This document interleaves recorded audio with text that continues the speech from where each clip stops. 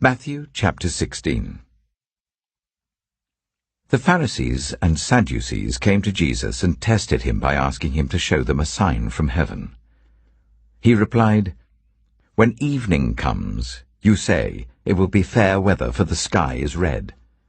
And in the morning, 'Today will be stormy, for the sky is red and overcast.' You know how to interpret the appearance of the sky, but you cannot interpret the signs of the times. A wicked and adulterous generation looks for a sign, but none will be given it, except the sign of Jonah." Jesus then left them and went away. When they went across the lake, the disciples forgot to take bread. "Be careful," Jesus said to them. "Be on your guard against the yeast of the Pharisees and Sadducees." They discussed this among themselves and said, "It is because we didn't bring any bread." Aware of their discussion, Jesus asked, "You of little faith, why are you talking among yourselves about having no bread? Do you still not understand? Don't you remember the 5 loaves for the 5,000, and how many basketfuls you gathered? Or the 7 loaves for the 4,000, and how many basketfuls you gathered? How is it you don't understand that I was not talking to you about bread? But be on your guard against the yeast of the Pharisees and Sadducees." Then they understood that he was not telling them to guard against the yeast used in bread, but against the teaching of the Pharisees and Sadducees. When Jesus came to the region of Caesarea Philippi, he asked his disciples, "Who do people say the Son of Man is?"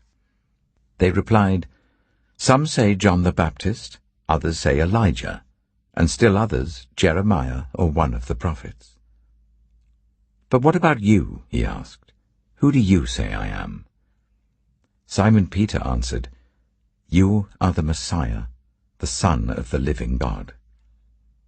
Jesus replied, "Blessed are you, Simon, son of Jonah, for this was not revealed to you by flesh and blood, but by my Father in heaven.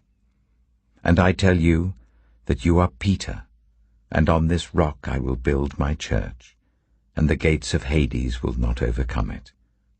I will give you the keys of the kingdom of heaven. Whatever you bind on earth will be bound in heaven, and whatever you loose on earth will be loosed in heaven." Then he ordered his disciples not to tell anyone that he was the Messiah. From that time on, Jesus began to explain to his disciples that he must go to Jerusalem and suffer many things at the hands of the elders, the chief priests, and the teachers of the law, and that he must be killed, and on the 3rd day be raised to life. Peter took him aside and began to rebuke him. "Never, Lord," he said. "This shall never happen to you." Jesus turned and said to Peter, "Get behind me, Satan. You are a stumbling block to me. You do not have in mind the concerns of God, but merely human concerns." Then Jesus said to his disciples, "Whoever wants to be my disciple must deny themselves and take up their cross and follow me. For whoever wants to save their life will lose it, but whoever loses their life for me will find it. What good will it be for someone to gain the whole world, yet forfeit their soul? Or what can anyone give in exchange for their soul? For the Son of Man is going to come in his Father's glory with his angels, and then he will reward each person according to what they have done. Truly I tell you, some who are standing here will not taste death before they see the Son of Man coming in his kingdom."